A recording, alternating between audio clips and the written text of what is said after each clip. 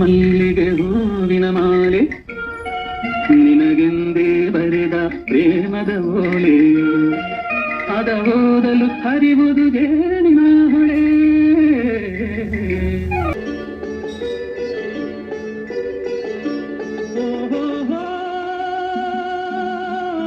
ನಮಸ್ಕಾರ ಪ್ರಿಯ ವೀಕ್ಷಕರೇ, ಎಂಬಿಆರ್ ಸ್ಟುಡಿಯೋಗೆ ಸ್ವಾಗತ.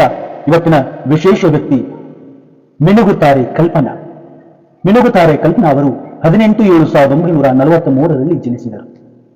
ಚಿತ್ರರಸಿಕರ ಮನಸ್ಸಿನಲ್ಲಿ ಅಚ್ಚಳಿಯರ ಪಾತ್ರಗಳನ್ನು ನಿರ್ವಹಿಸಿ ಜನಪ್ರಿಯತೆ ಉತ್ತುಂಗಕ್ಕೇರಿದ ನಟಿ ಕಲ್ಪನಾ ಮೂಲತಃ ದಕ್ಷಿಣ ಕನ್ನಡ ಜಿಲ್ಲೆಯ ಮಂಗಳೂರಿನವರು. ಚಿತ್ರರಂಗವನ್ನು ಪ್ರವೇಶಿಸುವ ಮೊದಲು ಅವರ ಹೆಸರು ಶರತ್ ಲತಾ. 1943 ಜುಲೈ 18ರ ಮಧ್ಯಾಹ್ನ 3 ಗಂಟೆಗೆ ಶ್ರೀಯುತ ಎನ್.ಎಸ್. ಕೃಷ್ಣಮೂರ್ತಿ ಮತ್ತು ಎಂ ಜಾನಕಮ್ಮನವರ ಪುತ್ರಿಯಾಗಿ ಮಂಗಳೂರಿನ ವೆನ್ಲ್ಯಾಕ್ ಸರ್ಕಾರಿ ಆಸ್ಪತ್ರೆಯಲ್ಲಿ ಜನಿಸಿದರು. 1963ರಲ್ಲಿ ಪಂತುಲೂರವರ ಸಾಕು ಮಗಳು ಚಿತ್ರದಿಂದ ಆರಂಭವಾದ ಸಿನಿಮಾ ಪಯಣ 1978ರ ಶ್ರೀಯುತ ಜ್ಞಾನಪೀಠಿ ಶಿವರಾಮ ಕಾರಂತರ ನಿರ್ದೇಶನದ ಮನೆಯ ಮಕ್ಕಳುವರೆಗೂ 78 ಸಿನಿಮಾಗಳಲ್ಲಿ ಅಭಿನಯಿಸುವಂತೆ ಮಾಡಿತು.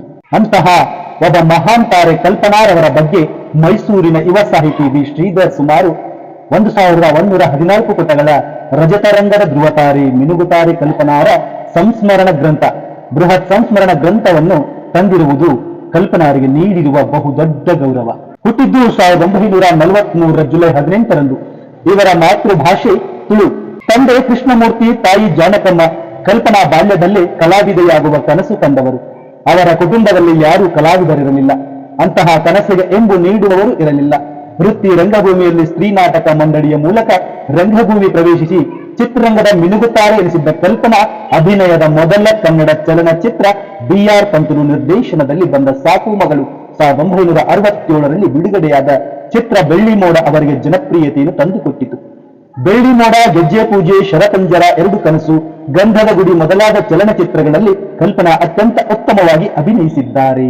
ಕಲ್ಪನಾಗೆ ಹೈಸ್ಕೂಲಿನಲ್ಲಿದ್ದಾಗಲೇ ನಾಟಕಗಳತ್ತ ಆಸಕ್ತಿ, ಮುಖಕ್ಕೆ ಬಣ್ಣ ಬಳಿಸಿಕೊಳ್ಳುವ ಹಂಬಲ. ಬೆಳ್ಳಿ ಮೋಡ ಚಿತ್ರದ ಬೆಳ್ಳಿ ಮೋಡದ ಅಂಚಿನಿಂದ ಓಡಿ ಬಂದ ಮಿನುಗುತ್ತಾರೆ ಎಂಬ ಹಾಡು ನಟಿ ಕಲ್ಪನಾರವರಿಗೆ ಮಿನುಗುತ್ತಾರೆ ಎಂಬ ಬಿರುದನ್ನು ನೀಡಿದ್ದು. ಕನ್ನಡದ 65 ಚಿತ್ರಗಳು ಸೇರಿದಂತೆ ಒಟ್ಟು 74 ಚಲನಚಿತ್ರಗಳಲ್ಲಿ ಅಭಿನಯಿಸಿದ್ದಾರೆ ಕಲ್ಪನಾ. ಕಲ್ಯಾಣ್ ಕುಮಾರ್ ನಿರ್ಮಾಣದ ಪೊಲೀಸನ ಮಗಳು ಚಿತ್ರವು ಅರ್ಧದಲ್ಲಿಯೇ ಉಳಿಯಿತು. ಬೆಳ್ಳಿ ಮೋಡ, ಹನ್ನೆಲೆ ಚಿಗುರಿದಾಗ, ಶರಪಂಜರ ಈ ಚಿತ್ರಗಳೆಲ್ಲ ಅಭಿನಯಕ್ಕೆ 3 ಸಲ ರಾಜ್ಯ ಸರ್ಕಾರದ ಅತ್ಯುತ್ತಮ ನಟಿ ಪ್ರಶಸ್ತಿ ಗೆದ್ದಿದ್ದ ಕಲ್ಪನಾಗೆ ಪುಸ್ತಕ ಓದುವ ಹವ್ಯಾಸವೂ ಇತ್ತು. ಈಕೆಯ ವಿರುದ್ಧ ಅಹಂಕಾರ, ಉದ್ದಟತನದವಳು ಎಂಬ ಮಾತುಗಳು ಇದ್ದವು. ವಾಸ್ತವವಾಗಿ ಕಲ್ಪನಾಳಿಗೆ ಹತ್ತಿರವಿರುವವರು ಹೇಳುವ ಮಾಹಿತಿಯಂತೆ ಕಲ್ಪನಾರಿಗೆ ಚರ್ಮದ ಸಮಸ್ಯೆ ಇತ್ತು. ಚರ್ಮ ಪೊರೆ ಮೇಲ್ಪದರ ಬಿಟ್ಟಂತಾಗುತ್ತಿತ್ತು. ಹುರುಪು, ಗ್ರಾಮೀಣ ಭಾಷೆಯಲ್ಲಿ ಅದು ಉರುಪೆ. ಚಿತ್ರಗಳಲ್ಲಿ ಅರ್ಧ ಕೋಳು ತೊಟ್ಟು ಅಭಿನಯಿಸಬೇಕಾದ ಸನ್ನಿವೇಶಗಳಲ್ಲೆಲ್ಲ ಬಹಳ ಹಿಂಸೆ. ಗ್ಲಾಮರ್ ನಟಿಗೆ ಇದರ ಬಗ್ಗೆ ದುಃಖವೂ ಇತ್ತು. ಎಷ್ಟೋ ಬಾರಿ ಅತ್ತಿದ್ದೂ ಉಂಟು. ಅದಕ್ಕೆ ಹೆಚ್ಚು ಚಿತ್ರಗಳಲ್ಲಿ ತುಂಬು ತೋಳಿನ ಅಂಗಿಯನ್ನೇ ಧರಿಸಿದ್ದಾರೆ. ಎಷ್ಟು ಮೇಕಪ್ ಮಾಡಿಕೊಂಡರೂ ಆ ತೊಂದರೆ ಹೋಗುತ್ತಿರಲಿಲ್ಲ. ಆದರೆ ಕಲ್ಪನಾರಿಗೆ ಆ ಸತ್ಯವನ್ನು ಹೇಳಲಾಗದೆ ನುಂಗಿಕೊಳ್ಳುವ ಅನಿವಾರ್ಯತೆ ಬದುಕಿಗಿತ್ತು. ಒಮ್ಮೆ ಈ ಸಂಗತಿ ಬಯಲಾದರೆ ತನ್ನ ತಾರಾ ಮೌಲ್ಯಕ್ಕೆ ಧಕ್ಕೆಯಾದೀತೆಂಬ ಭಯ ಎಲ್ಲವೂ ಒಟ್ಟಾಗಿ ಅವರ ವಿರುದ್ಧ ಅಹಂಕಾರ, ಉದ್ದಟತನದವಳು ಎಂಬ ವದಂತಿಗೆ ಕಾರಣವಾಗಿತ್ತು. ಸುಮಾರು 27 ಕನ್ನಡ ಚಿತ್ರಗಳಲ್ಲಿ ಬಹುಮುಖ ಪ್ರತಿಭೆಯಾಗಿ ಮಿಂಚಿದ ಮಿನುಗುತ್ತಾರೆ ತಮಿಳು ಭಾಷೆಯಲ್ಲೂ ಕಂಡರು. ಅದರಲ್ಲಿ ಮುಖ್ಯವಾಗಿ ಮಡ್ರಾಸ್ ಟು ಪಾಂಡಿಚೇರಿ ಚಿತ್ರವು ಕಲ್ಪನಾ ಅವರನ್ನು ಯಶಸ್ಸಿನ ಶಿಖರವನ್ನೇರಿಸಿತು. ಆ ಚಿತ್ರ ಹಿಂದಿ ಭಾಷೆಗೂ ರಿಮೇಕ್ ಆಗಿ ಅಮಿತಾಬ್, ಅರುಣಾ ಇರಾನಿ ಮುಖ್ಯ ಭೂಮಿಕೆಯಲ್ಲಿ ತೆರೆಕಂಡು ಯಶಸ್ಸು ಗಳಿಸಿತು. ಇಡೀ ಚಿತ್ರೋದ್ಯಮದಲ್ಲಿ ಅತ್ಯುತ್ತಮ ಪ್ರತಿಭೆಯಾಗಿ ಅವರ ಮಾತಿನ ಶೈಲಿ, ಚುರುಕು ಚಟುವಟಿಕೆ, ಅಸಾಂಪ್ರದಾಯಿಕ ಜೀವನ ಶೈಲಿ, ಅವರ ಉಡುಗೆ ತೊಡುಗೆ ಇನ್ನಷ್ಟು ಜನಪ್ರಿಯತೆ ತಂದುಕೊಟ್ಟವು.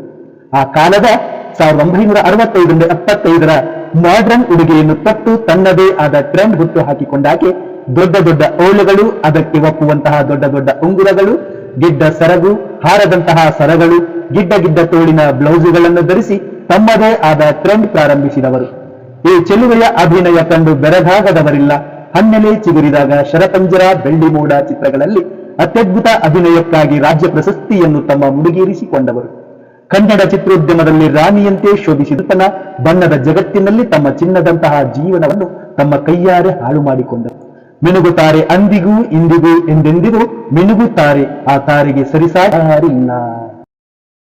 ಹೀಗೆ ಕನ್ನಡ ಚಿತ್ರರಂಗದಲ್ಲಿ ಮಿನುಗುತ್ತಾರೆ ಎಂದು ಹೆಸರುವಾಸಿಯಾದ ಕಲ್ಪನಾ ಅವರವರು ವೈಯಕ್ತಿಕ ಕಾರಣದಿಂದನೋ ಏನೋ ನಮ್ಮ ಚಿತ್ರರಂಗದಿಂದ ಬಹುದೂರ ನಡೆದರು.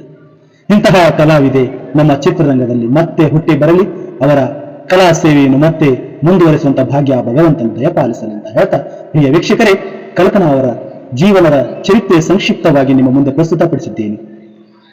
ಈ ಮಾಹಿತಿ ನಿಮಗೆ ಇಷ್ಟ ಆಗಿದ್ರೆ ಈ ನಮ್ಮ ಚಾನೆಲ್ನ ಸಬ್ಸ್ಕ್ರೈಬ್ ಮಾಡಿ, ಲೈಕ್ ಮಾಡಿ, ಕಮೆಂಟ್ ಮಾಡಿ, ಹಾಗೂ ನಮ್ಮ ಚಾನೆಲ್ನ ನೀವಿನ್ನು ಸಬ್ಸ್ಕ್ರೈಬ್ ಮಾಡ್ಕೊಂಡಿಲ್ಲ ಅಂದ್ರೆ ಸಬ್ಸ್ಕ್ರೈಬ್ ಮಾಡ್ಕೊಳ್ಳಿ ಅಂತ ಹೇಳ್ತಾ, ಪ್ರಿಯ ವೀಕ್ಷಕರೇ, ಮತ್ತೊಮ್ಮೆ ಮುಂದಿನ ವಿಶೇಷ ವ್ಯಕ್ತಿಯೊಂದಿಗೆ ಭೇಟಿಯಾಗ್ತೀನಿ. ನಮಸ್ಕಾರ ಪ್ರಿಯ ವೀಕ್ಷಕರೇ.